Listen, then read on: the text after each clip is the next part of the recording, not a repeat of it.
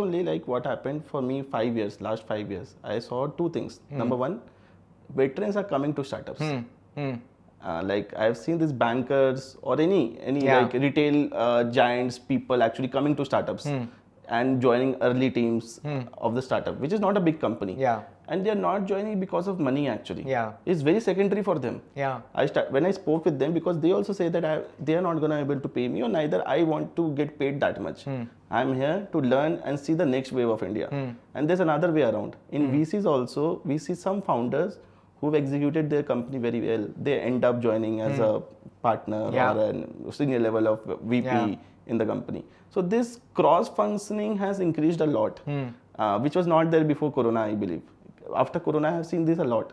So do you think that there was any certain factors which made people think like this, or due to certain new technologies coming in the market, because we say that AI is there, a lot many things are getting changed.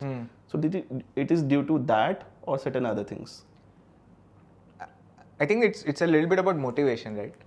It's not as, if you boil it down, there are people who find motivation in different phases of life differently. I don't think money is not a motivation.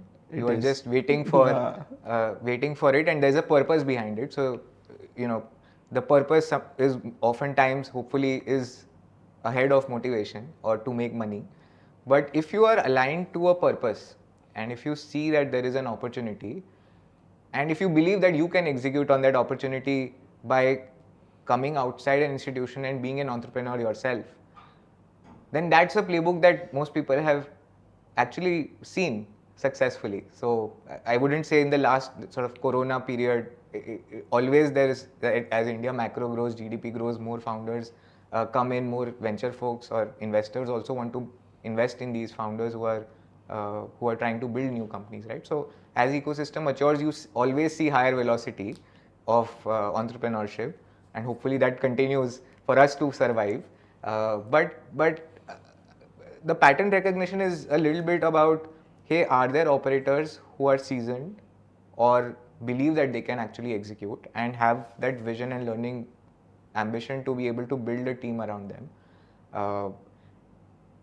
And a lot of folks that we've had the chance to partner with, sometimes they came with the same playbook to execute, that hey, we've done this, now we can do it ourselves and build a company around it.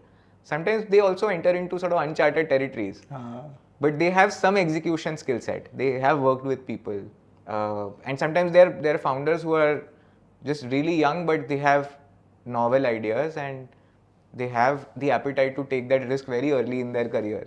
And with that risk, they have more time to make mistakes and learn from them and be able to execute. So I wouldn't sort of restrict myself to the COVID period, just having the benefit of seeing this in the last 10, and folks have seen this before me.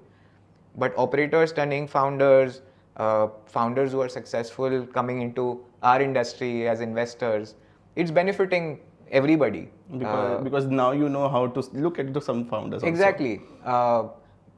Whatever we learn is actually a combination of what we've heard and sort of seen in rooms, seen how folks react, seen how people think about opportunities, how they think about risk trade-offs. So it's learning from experience, and if you can find that experience through hiring, through a board advisor, through a member who can help you with those playbooks, it could be a GTM advisor, they're always valuable. So even with how we operate, we never claim that we know everything, but we're trying to help our founders with either our advisory network, either our founders who've executed this, or extended network of people, to make sure that if you have the experience, then how can we benefit you through the extended network? If you are coming in fresh to an industry, then how can we at least help you with playbooks that have worked for folks, so that you don't hopefully make the same mistakes, right? So it's minimizing mistakes,